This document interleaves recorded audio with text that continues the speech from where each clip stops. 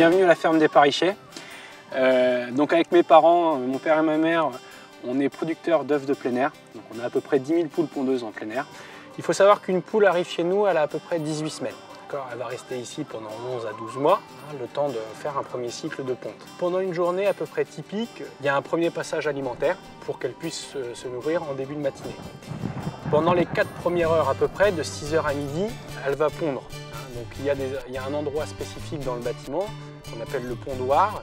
Je dirais que le plus important chez nous au niveau de l'alimentation, c'est que la poule dispose d'une quantité plus que suffisante d'aliments. Ce que je veux dire, c'est qu'on n'est pas là à compter le nombre de kilos d'aliments qu'il faut donner à la poule pour faire tant de kilos d'œufs. Ce n'est pas du tout dans nos objectifs. Ce qu'on veut, c'est qu'elle ait tout ce qu'il faut pour faire le meilleur œuf possible. Alors après qu'elles aient pondu, on les laisse accéder au parcours à l'extérieur.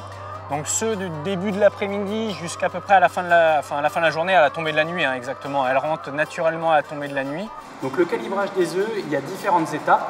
La première étape, ça va être le tri. On va déjà s'occuper de retirer en fin de compte les plumes, les œufs qui vont être fêlés et les œufs sales aussi, d'accord? Ce qui permet de garantir une qualité au niveau des œufs. La deuxième étape, ça va être le mirage. On va voir à l'intérieur de l'œuf si la poche d'air est grande ou pas.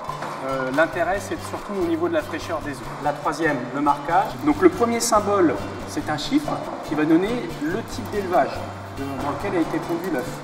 Donc par exemple, si c'est du 1, c'est de la poule élevée en plein air. Si c'est du 2, de la poule au sol. Ensuite, on va venir marquer 2 lettres. Donc par exemple, FR pour France. Et derrière, le code de l'éleveur. Et ensuite, la pesée des œufs, le rangement en plateau, en boîte de 6 et en carton. Les œufs vont passer sur la barre de translation. Ils vont être mis d'un peson à un autre. Les pesons sont calibrés de manière à ce que les œufs soient triés par poids. Alors après avoir calibré les œufs, on s'occupe de stocker les œufs dans une pièce fraîche.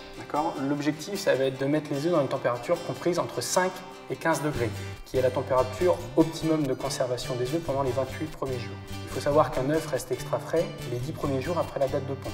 Nous, notre objectif, c'est de commercialiser nos œufs chez des petits commerçants avec des dates les plus courtes possibles. On travaille par exemple avec les poireaux de Marguerite et on les livre toutes les semaines, tous les jeudis matins, de manière à avoir les œufs les plus frais possibles.